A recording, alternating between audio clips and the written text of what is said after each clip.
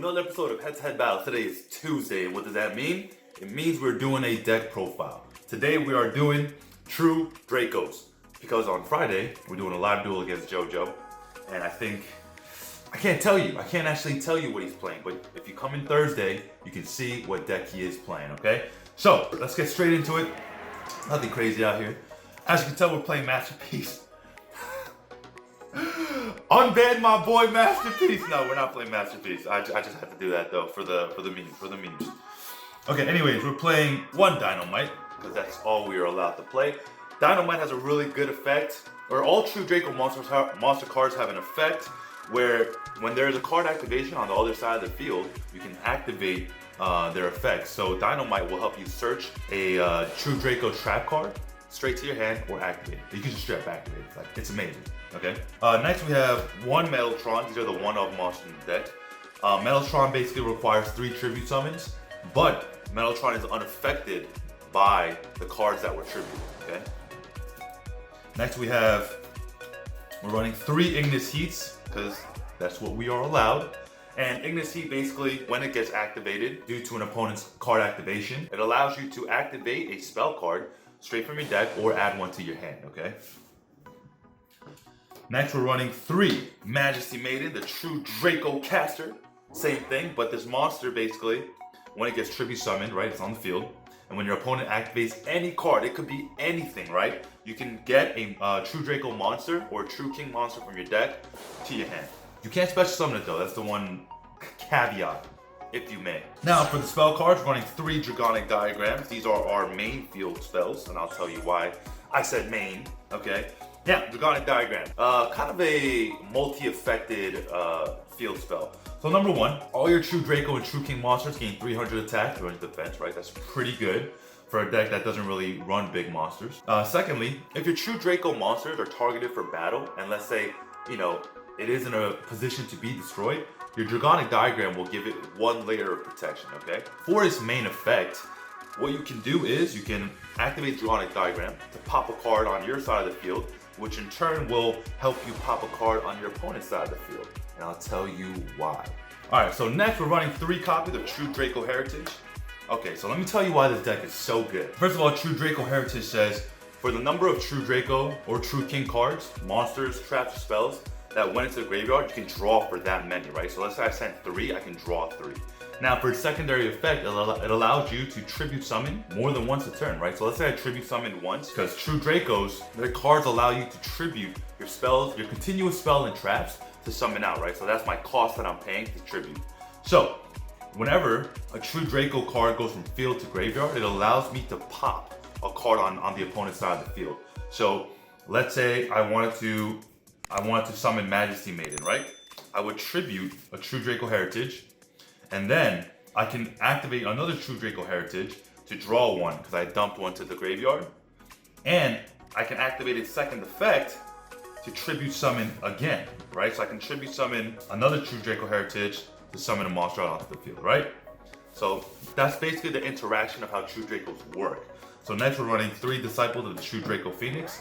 This card helps you recycle resources back into the deck. You do go through resources pretty quickly in this type of deck. And this also has a secondary effect where it allows me to tribute summon again for that turn, and has a tertiary effect saying that if a True Draco spell card goes from field to graveyard, you're allowed to pop a back row, okay?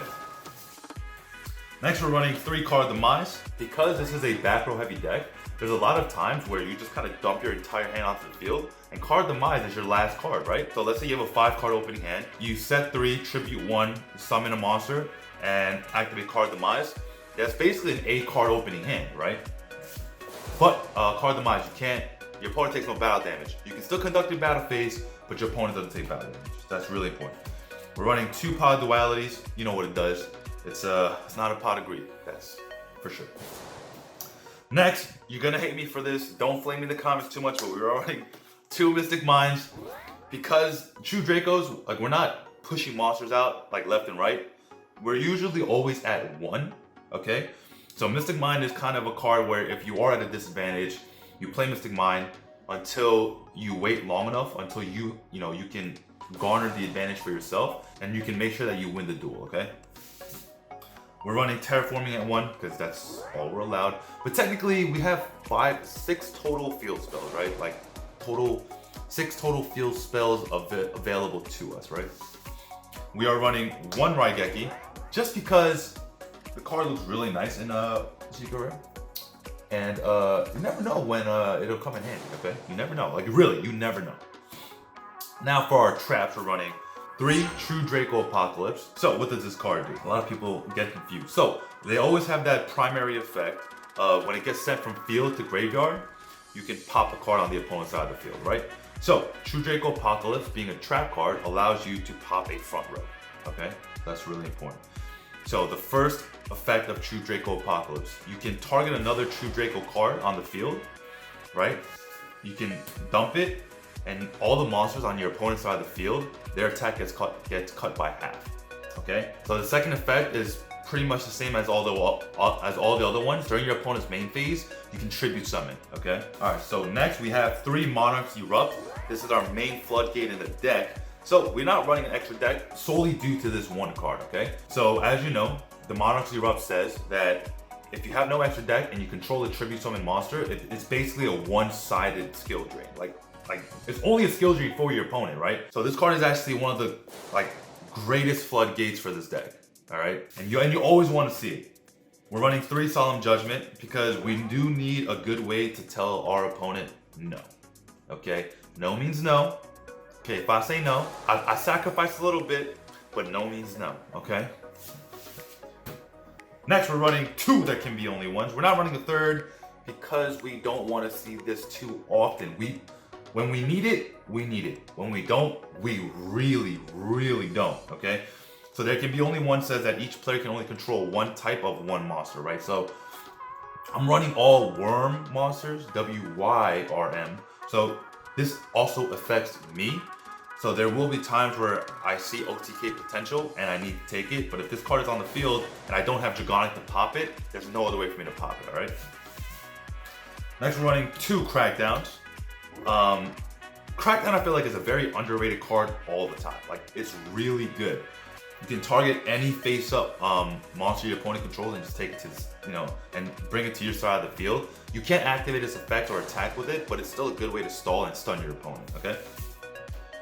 Next, we're running 2 Storming Mirror Forces. Another great way, when your opponent uses a bunch of resources to build a board and they're attacking into you, Storming Mirror Force says, hey, you basically use those resources for nothing, okay? We're running 1 True King's Return. So this, you're only allowed 1 in the deck, so basically allows you to special summon in defense mode, okay? And as well as during your opponent's main phase, tribute summon, okay? Lastly, but not least, we're running Soul Drain. That's right, not Skill Drain, Soul Drain.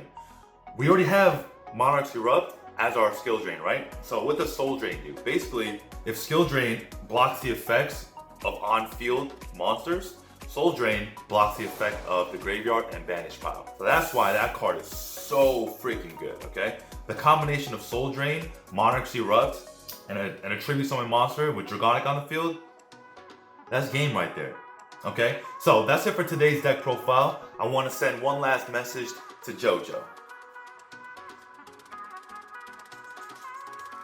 You're not beating me, boy. Anyways, that's it for today's head-to-head battle episode. This is your boy SuSu, signing out.